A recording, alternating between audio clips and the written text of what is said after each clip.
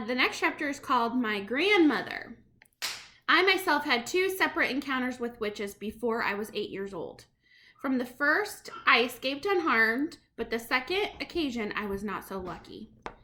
Things happened to me that will probably make you scream when you read about them. That can't be helped. The truth must be told. The fact that I am still here and able to speak to you, however peculiar I may look, is due entirely to my wonderful grandmother. So you might be thinking, so the main character who's telling the story is able to talk, but he looks peculiar. So we'll have to figure out what happened to him. My grandmother was Norwegian. The Norwegians know all about witches, for Norway, with its black forests and icy mountains, is where the first witches came from. My father and mother were also Norwegian, but because my father had business in England, I had been born there and had lived there and had started going to an English school. Twice a year at Christmas and in the summer, we went back to Norway to visit my grandmother. This old lady, as far as I could gather, was just about the only surviving relative we had on either side of our family. She was my mother's mother, and I absolutely adored her.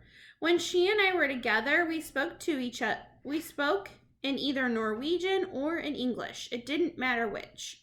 We were equally fluent in both languages, and I have to admit that I felt closer to her than to my mother.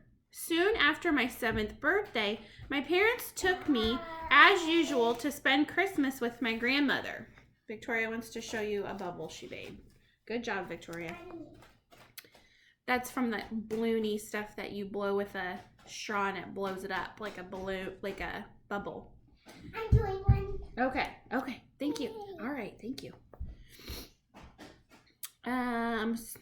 Soon after my 7th birthday, my parents took me, as usual, to spend Christmas with my grandmother in Norway. And it was over there, while my father and mother and I were driving in icy weather just north of Oslo, that our car skidded off the road and went tumbling down into a rocky ravine. My parents were killed. I was firmly strapped into the back seat and received only a cut on the forehead. I won't go into the horrors of that terrible afternoon. I still get the shivers when I think about it. I finished up, of course, back in my grandmother's house with her arms around me tight and both of us crying the whole night long. So there he is with his grandmother. Roald Dahl usually has a tragedy. A lot of times the parents have a tragedy and there's like a lot of the characters he writes about are orphans or something like that. It reminds me of Disney. Something always happens to the parents in the Disney movies. It's not funny, but that's what he does. And the kids are always the hero in the story. What are we going to do now? I asked her through the tears. You will stay here with me, she said, and I will look after you. Aren't I going back to England? No, she said. I could never do that. Heaven shall take my soul, but Norway shall keep my bones. The very next day, in order that we might both try to forget our great sadness, my grandmother started telling me stories. She was a wonderful storyteller, and I was enthralled by everything she told me. But I didn't become really excited until she got onto the subject of witches.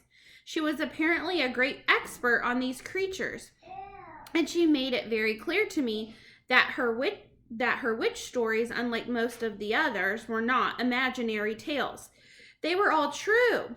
They were the gospel truth. They were history. Everything she was telling me about witches had actually happened, and I had better believe it. What was worse, what was far, far worse, was that witches were still with us. They were all around us, and I had better believe that too. Are you really being truthful, Grandmama? Really and truly truthful? My darling, she said, you won't last long in this world if you don't know how to spot a witch when you see one. But you told me that witches look like ordinary women, Grandmama. So how can I spot them? You must listen to me, my grandmother said. You must remember everything I tell you. After that, all you can do is cross your heart and pray to heaven and hope for the best. We were in the big living room of her house in Oslo, and I was ready for bed. The The curtains were never drawn in that house, and through the windows I could see huge snowflakes falling slowly on to an outside world that was as black as tar. My grandmother was tremendously old and wrinkled, with a massive wide body, which was smothered in gray lace. She sat there majestic in her armchair, filling every inch of it. Not even a mouse could have squeezed in to sit beside her. I myself, just 7 years old, was crouched on the floor at her feet, wearing my pajamas, dressing gown, and slippers. "You swear you weren't pulling my leg?" I kept saying to her. "You swear you weren't just pretending?" "Listen," she said. "I have known no less than 5 children who have simply vanished off the face of this earth, never to be seen again. The witches took them." "I still think you're just trying to frighten me," I said. "I am trying to make sure you don't go the same way," she said. "I love you, and I want you to stay with me." "Tell me about the children who disappeared," I said. My grandmother was the only grandmother I ever met who smoked cigars. She lit one now, a long black cigar that smelt of burning rubber. "The first child I knew who disappeared," she said, "was called Ragnhild Hansen. Ragnhild was about 8 at the time, and she was playing with her little sister on the lawn. Their mother, who was baking bread in the kitchen, came outside for a breath of air. 'Where's Ragnhild?' she asked. 'She went away with the tall lady,' the little sister said. 'What tall lady?' the mother said. 'The tall lady in white gloves,' the little sister said. 'She took Ragnhild by the hand and led her away.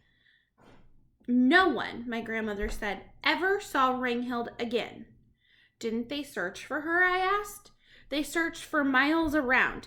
Everyone in the town helped, but they never found her.' 'What happened to the other 4 children?' I asked. 'They vanished, just as Ragnhild did.' 'How, Grandmama?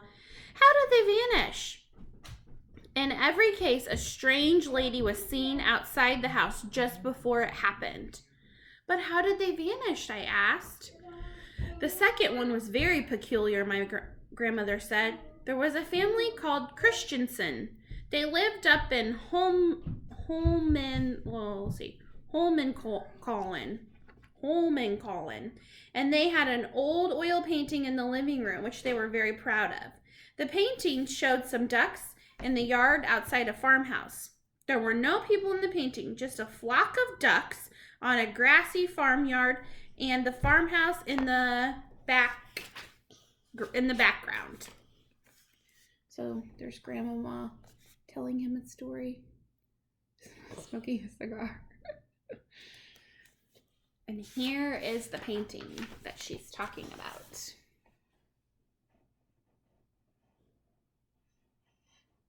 And you can look closely, you'll see something peculiar in the painting. It was a large painting and rather pretty. Well, one day their daughter, Solveig, came home from school eating an apple. She said a nice lady had given it to her on the street. The next morning, little Solveig was not in her bed. The parents searched everywhere, but they couldn't find her. Then all of a sudden, her father shouted, 'There she is! That's Solveig feeding the ducks.' He was pointing at the oil painting, and sure enough, Solveig was in it. She was standing in the farmyard and in the act of throwing bread to the ducks out of the basket. The father rushed up to the painting and touched her, but that didn't help. She was simply part of the painting, just a picture painted on the canvas. Did you ever see that painting, Grandmama, with a little girl in it? Many times. I'm going to stop so I can start a new video so if I make these too long, they won't upload.